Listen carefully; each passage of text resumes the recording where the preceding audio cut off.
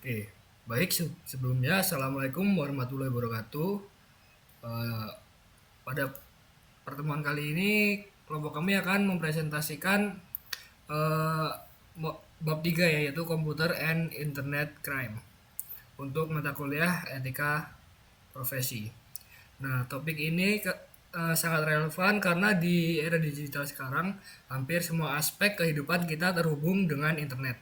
Kami dari kelompok 3B yang beranggotakan dengan saya sendiri Ahmad Ramdhani dengan nomor NPM 2478234, Christian Dwi Putra 2478234, Sandy Arya Dita 2478263. Di sini saya akan mencoba menjelaskan secara menyeluruh mulai dari contoh kasus nyata, jenis-jenis serangan, pelaku kejahatan, hingga regulasi yang berlaku baik di Amerika Serikat maupun di Indonesia. Oke, masuk. Nah, untuk yang pertama yaitu kutipan Martin Luther King Jr. dan kasus Revolton Ransomware. Nah, untuk awalan kita mulai dengan sebuah kutipan bagus dari Martin Luther King Jr. yang berbunyi, "The most dangerous criminal may be the man gifted with reason, but with no morals." Yang artinya, penjahat yang paling berbahaya adalah orang yang dikaruniai akal tetapi tidak memiliki moral. Nah, kutipan ini sangat cocok dengan konteks kejahatan komputer. Eh, Pengetahuan teknologi seharusnya dipakai untuk hal yang positif, tetapi sayangnya ada sebagian orang yang menyalahgunakannya untuk kejahatan.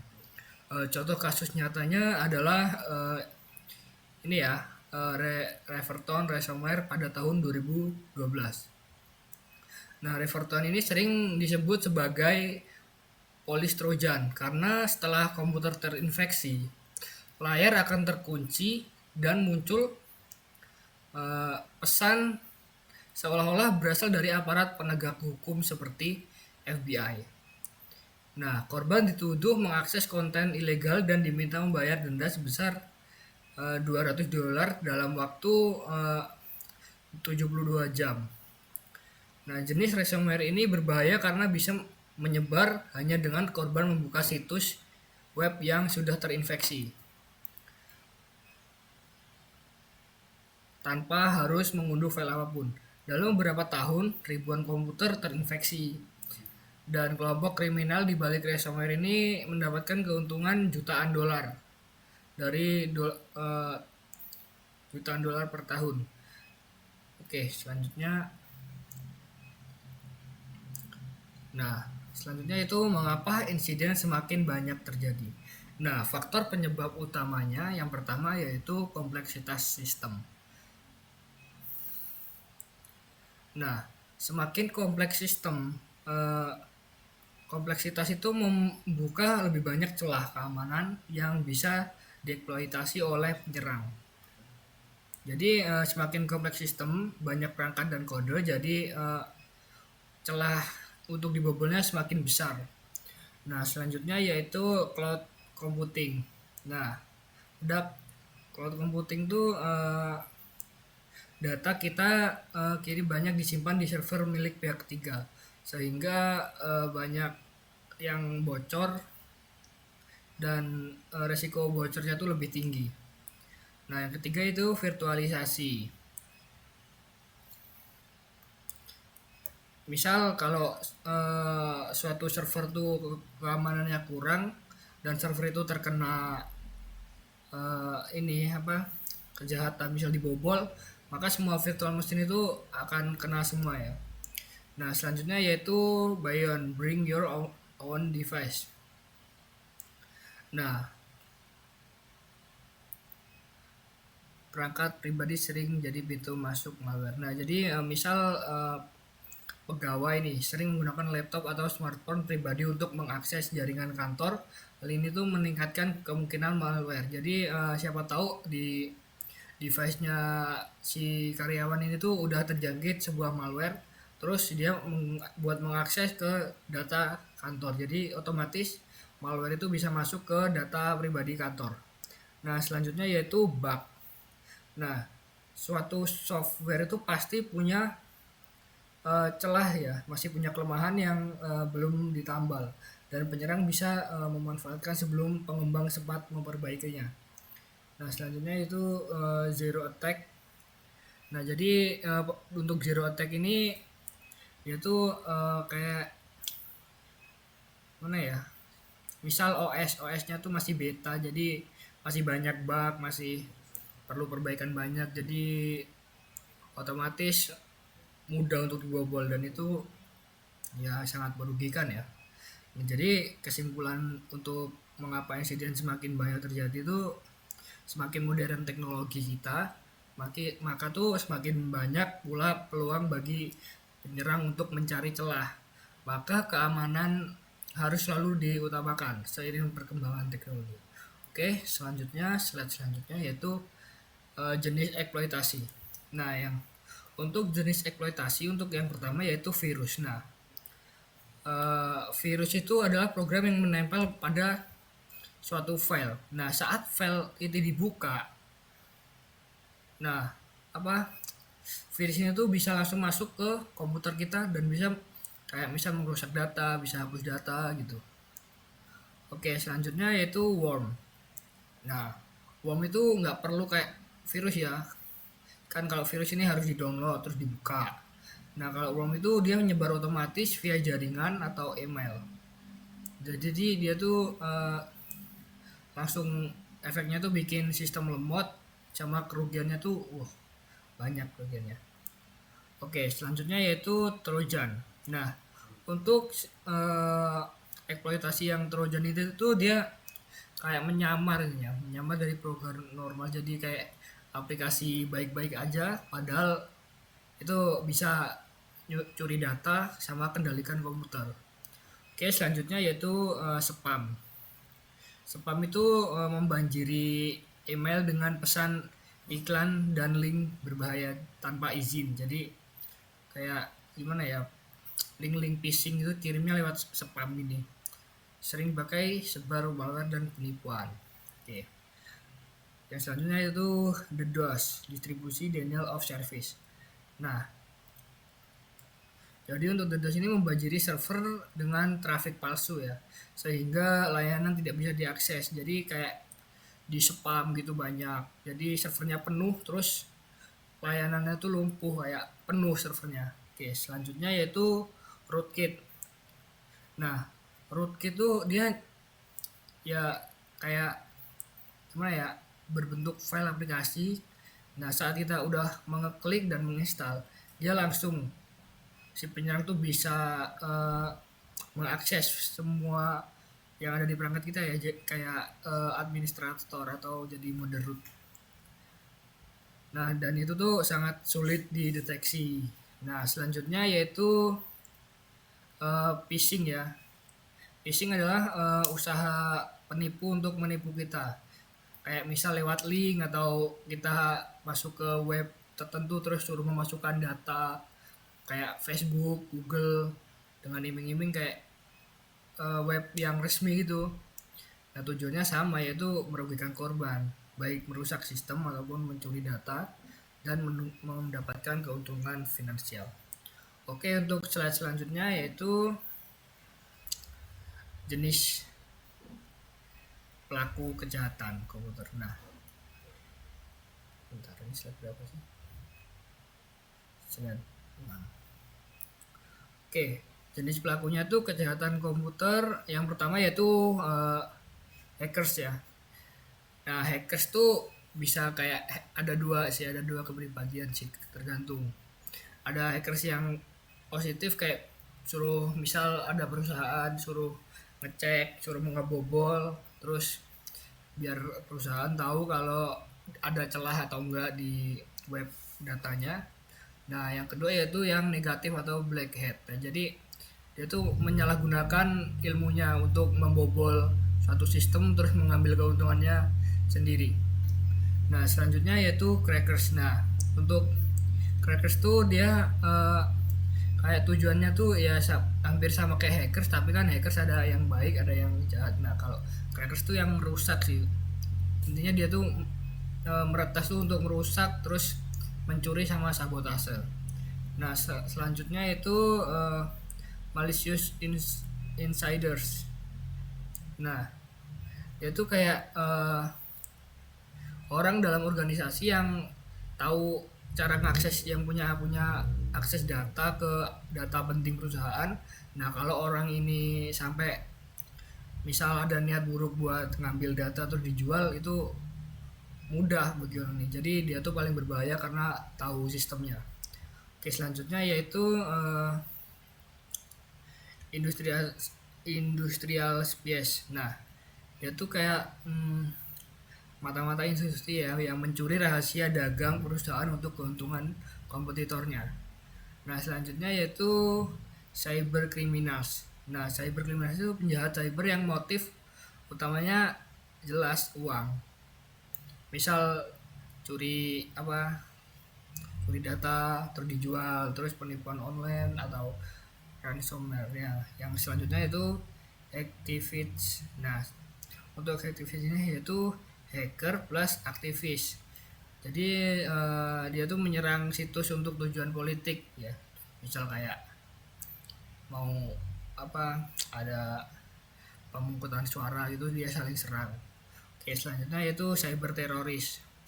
Sesuai namanya ya, jadi dia menyerang infrastruktur vital kayak misal bank, listrik, komunikasi, dan efek torrentnya itu berdampak pada suatu lembaga atau negara.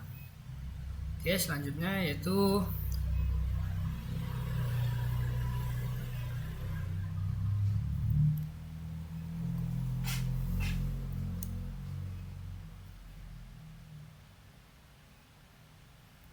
bentar, kita lihat dulu.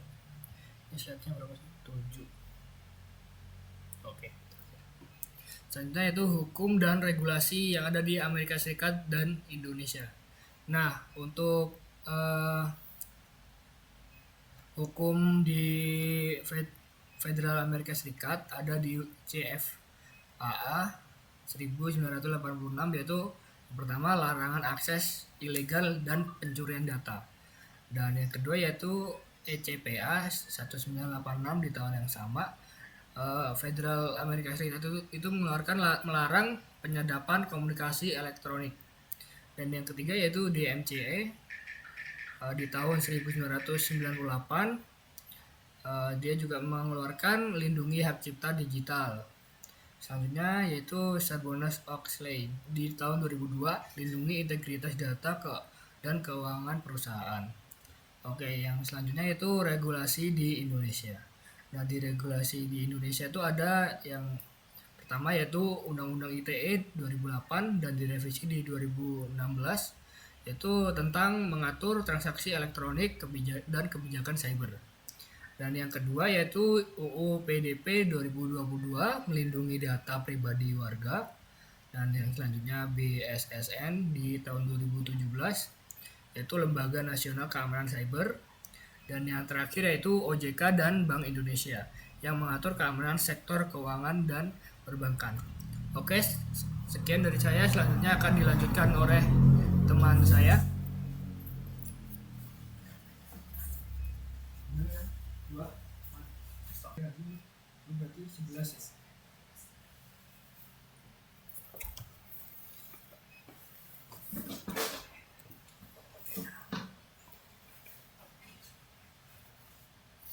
Oke, baik. Selanjutnya di sini saya akan melanjutkan di slide selanjutnya ya. Nah, di sini saya akan melanjutkan yaitu Trust to Tree dan Computing Risk Assessment. Nah, jadi di sini ada 4 pilar utama dan ada risk assessment untuk penilaian resiko juga ya. Jadi yang pertama itu di sini ada Microsoft. Microsoft pada tahun 2002 itu dia diperkenalkan dengan konsep Trust to Tree Computing. Jadi untuk 4 pilar utama, yang pertama di sini ada security, yang artinya sistem. Jadi di sini harus mengamankan dan juga menggunakan antivirus seperti worm, lalu ada hacker dan yang lain-lain ya untuk mengamankannya. Lalu selanjutnya di sini ada privasi. Nah, untuk di bagian privasi itu yaitu ada biasanya data pribadi ya. Untuk pengguna dia harus melindungi untuk di bagian privasi ini. Untuk di bagian privasi ini juga untuk gimana ya? Untuk kepentingan diri sendiri ya. Lalu ada reliability. Jadi untuk reliability ini yaitu sistem harus andal dan cepat pulih dari penggunaan gangguan tersebut. Lalu yang keempat di sini selanjutnya ada business integrity, yaitu perusahaan harus transparan, etis dan patuh hukum. Nah, selain itu juga untuk risk assessment ini atau penilaian resiko itu juga penting. Jadi untuk prosesnya itu dimulai dengan mengidentifikasi aset penting seperti database atau server. Nah, kemudian mengidentifikasi ancaman nih, misalnya kayak hacker, lalu virus dan insiden-insiden yang ada gitu. Nah, selanjutnya di sini ada analisis kerentanan. Analisis kerentanan ini kayak contohnya itu seperti bug atau misalnya password yang kurang kuat ya, jadi dia lemah, lebih gampang dibobol. Lalu ada dampak dari setiap resiko yang diukur. Nah, di bagian ini kita bisa kayak baik finansial, lalu reputasi maupun operasional. Nah, selanjutnya itu tentukan dari prioritas juga, lalu resiko tinggi ditangani dulu ya, biar nggak berbahaya lah ya. Lalu selanjutnya ada kayak misalnya nih akhirnya kita memilih strategi kayak mana kita itu bisa menghindari dan mengurangi untuk pemindahan atau menerima resiko. Lalu dengan adanya kombinasi dari Trust to Tree ini, Trust to Tree Computing and Risk Assessment, organisasi bisa membangun fondasi dari keamanan yang lebih kuat seperti itu. Nah, selanjutnya di sini kita masuk ke slide selanjutnya dengan berjudul di slide ini Security Policy and Edukasi Pegawai. Nah, untuk di bagian security policy atau kebijakan keamanan ini adalah aturan dari resmi organisasi ya. Jadi untuk melindungi data dari sebuah sistem yang isinya itu mencakup sebuah aturan akses untuk pengguna sistem. Jadi untuk kita ini bisa melindungi data dengan tanggung jawab dari pegawai-pegawai tersebut. Jadi untuk di bagian sanksi pelanggaran juga. Lalu untuk kebijakan saja itu mungkin belum cukup ya. Jadi pegawai harus diedukasi agar bisa mematuhi dan menerapkan kebijakan itu. Nah, edukasi meliputi cara membuat password yang kuat, tidak menggunakan password yang sama di banyak akun. Jadi kayak lebih tidak mudah ditebak ya untuk akun itu passwordnya. Lalu kita juga mengenali email phishing. Kadang kan ada email phishing tuh yang kayak entah email yang kita nggak kenal tiba-tiba masuk ke Gmail kita. Nah, itu kan kita nggak tahu itu phishing atau bukan. Nah, dan juga kita rutin melakukan kayak update software ya. Jangan telat-telat, takutnya itu dia lebih kurang ini ya, kurang apa ya, kayak kurang inilah ya, kuat ya, dia lebih rentan jebol. Jadi untuk beberapa organisasi juga dia melakukan simulasi serangan untuk melatih pegawainya. Contohnya nih, misalnya saya kerja, lalu si pegawai ini, saya ini pegawai, lalu yang punya perusahaan ini dia ini membobol milik akun saya, jadi dia ngetes gitu kan, kira-kira kuat nggak sih di saya itu. Nah, jadi untuk hal penting ini untuk diingat lagi ya, jadi bahwa manusia itu ada lapisan pertahanan pertama, yaitu teknologi bisa gagal, tapi jika pegawai sadar dan waspada, jadi kebijakan keamanan akan lebih efektif untuk dijalankan. Seperti itu. Nah, selanjutnya di sini ada slide pencegahan ya.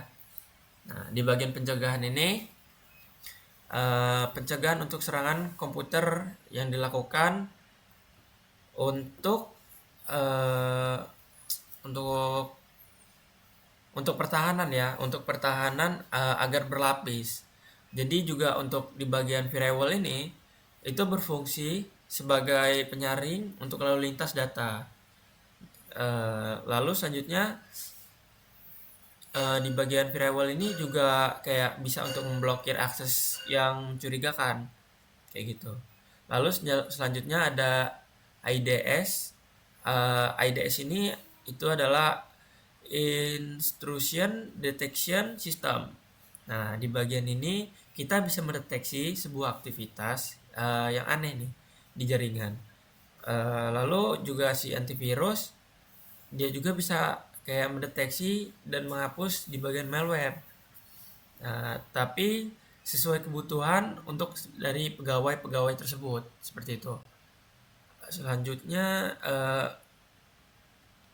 untuk ancaman dari dalam kayak organisasi juga bisa membatasi akses hanya sesuai kebutuhan dari pegawai. Nah, untuk ancaman besar seperti cyber cyber terorisme, untuk organisasi perlu redundansi sistem dan pusat pemulihan bencana. Nah, audit keamanan secara berkala itu juga penting. Kayak untuk menemukan dari kelemahan sebelum diserang penjahat ya. Jadi untuk intinya pencegahan itu harus berlapis. Jika satu lapisan gagal, maka masih ada lapisan lain untuk kita melindungi seperti itu. Untuk di bagian IT security audit. Oke. Selanjutnya di sini ada di slide selanjutnya uh, detection, response, and incident handling. Nah, di bagian ini kita dibagi menjadi tiga utama ya. Deteksi, lalu ada respon, lalu ada incident handling yang artinya penanganan insiden. Oke, yang pertama kita akan membahas tentang detection terlebih dahulu. Nah, di detection ini kita dapat mendeteksi dan merespon untuk di bagian insiden. Kita itu bisa mendeteksi dilakukan dengan IDS juga. Uh, Lalu memonitoring log atau laporan dari pegawai. Nah, begitu juga insiden terdeteksi ada beberapa langkah untuk di bagian respon. Nah, pertama-tama untuk pemberitahuan ke pihak terkait seperti itu. Yang kedua ini containment ya. Containment itu dia itu bisa membatasi untuk di bagian penyebaran. Misalnya kayak putus jaringan gitu ya, dari servernya atau dari jaringan mana ya untuk di bagian containment ini. Lalu di bagian selanjutnya itu eh, eradikasi. Nah, eradikasi ini yaitu dapat menghapus malware atau akun yang berbahaya seperti itu. Selanjutnya ada recovery. Nah, di bagian recovery ini yaitu kita bisa dapat memulihkan secara cepat ya. Tapi juga memungkinkan itu masih memungkinkan. Nah, untuk selanjutnya itu ya ada follow up. Nah, di bagian follow up ini yaitu untuk evaluasi agar kejadian tidak terulang. Jadi kita jangan sampai ya kejadian yang udah kita lewatin itu terulang lagi. Seperti itu. Lalu selanjutnya untuk insiden handling. Nah, di bagian insiden handling ini ada dibagi dua ya, perlindungan bukti digital dan insiden respon resmi. Nah, yang pertama di sini kita akan membahas perlindungan bukti. Untuk perlindungan bukti ini kita dapat melihat log ya, lalu ada log dan juga file. Nah, di sini juga serta kita bisa membuat laporan resmi yang berisi waktu. Nah, dampaknya adalah langkah perbaikan, tujuannya agar kerugian bisa diminimalkan ya. Ada pelajaran yang bisa diambil dari setiap insiden tersebut. Seperti itu. Oke, selanjutnya di sini akan dilanjutkan lagi oleh teman saya yang bernama Christian Dwi Putra.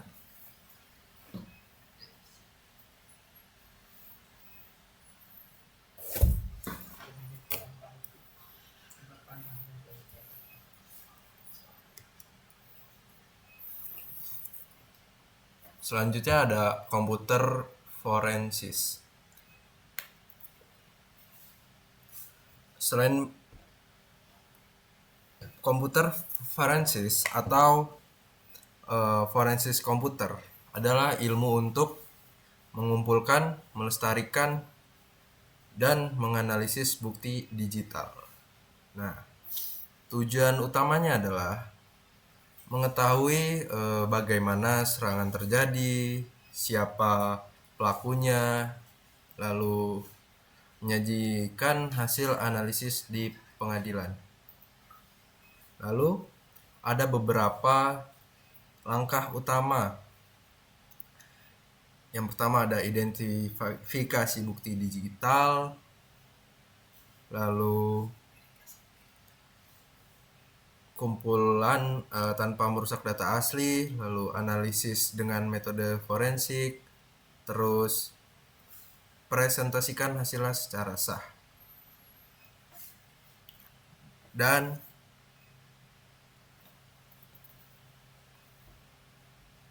aspek hukum sangat penting. Nah, bukti harus asli, tidak diubah, dan ada catatan rantai bukti atau chain of custody. Integritas data bisa diverifikasi dengan hash seperti MD5 atau SHA. Forensik komputer ibarat detektif digital yang melacak secara jejak serangan untuk mencari kebenaran. Selain itu membantu investigasi hukum. Forensik juga bisa dipakai untuk memperbaiki keamanan organisasi. Nah, selanjutnya konteks Indonesia, kasus nyata dan regulasi. Ya, di sini ada kasus nyata di Indonesia ya. Lalu ada regulasi dan lembaganya. Oke, saya akan menjelaskan sedikit. Jadi Indonesia ini banyak kasus nyata kejahatan. Terus pada tahunnya 2017 ransomware, WannaCry, yang dimana isunya ini menyerang rumah sakit Darmais dan Harapan Kita. Nah, kita nih membuat data pasien terkunci, jadi kebocoran data besar. Lalu termasuk EKTP, paspor, dan data pelanggan operator seluler. Phishing juga marak lewat. Nah, di sini phishing ini melalui SMS dan WhatsApp palsu yang mengatasnamakan bank atau marketplace. Spam dan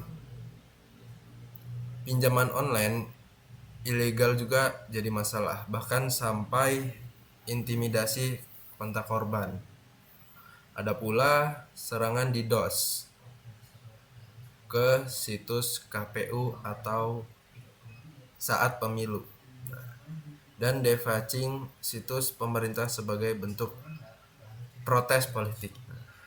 Untuk menghadapinya, pemerintah Indonesia itu mengeluarkan UU IT tahun 2008 serta UU Perlindungan Data Pribadi tahun 2022,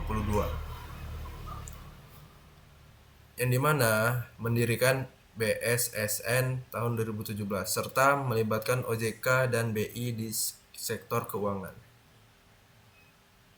Namun tantangan utamanya adalah konsistensi.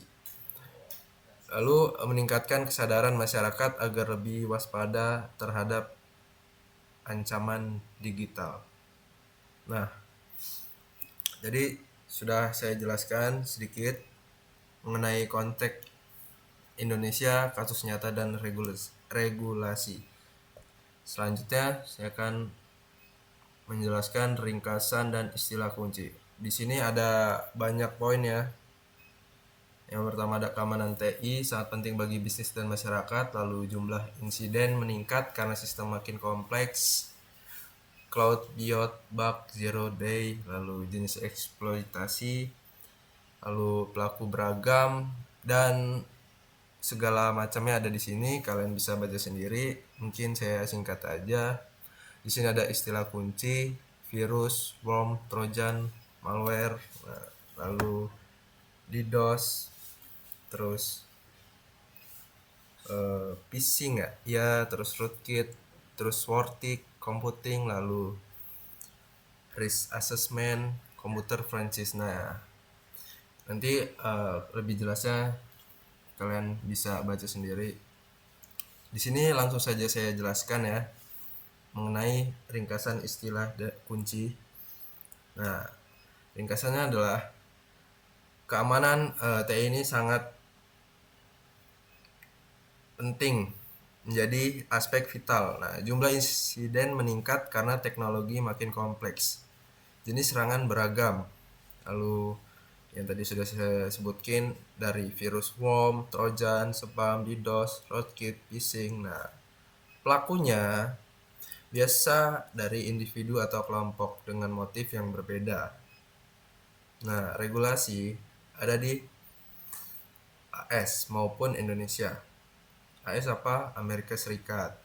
Meski tantangan penegakan tetap besar, konsep trustworthy computing dan risk assessment membantu membangun sistem aman, kebijakan keamanan, dan edukasi pegawai. Lalu forensik komputer ini adalah bagian dari siklus pertahanan cyber. Nah, istilah kunci yang perlu diingat ya teman-teman. Lalu malware, phishing, DDoS, rootkit, terus trustworthy, lalu risk assessment dan computer forensics. Nah, kesimpulannya tidak ada sistem yang 100% aman. Ya, benar. Tapi dengan strategi yang tepat, risiko bisa diminimalkan atau diminimalisir, jadi lebih bisa dicegah. Jadi 100% semua aplikasi itu nggak ada yang aman. Selanjutnya mungkin saya akan jelaskan untuk pertanyaan diskusi. Di sini pertanyaan diskusi ada 3. Mungkin yang pertama akan saya bacakan karena ini pendek. Menurut Anda, apakah membayar tebusan ransomware adalah pilihan yang benar atau justru salah? Alasannya. Lalu diskusi 2, sejauh mana organisasi harus bertanggung jawab memberitahu pelanggan ketika terjadi kebocoran data pribadi?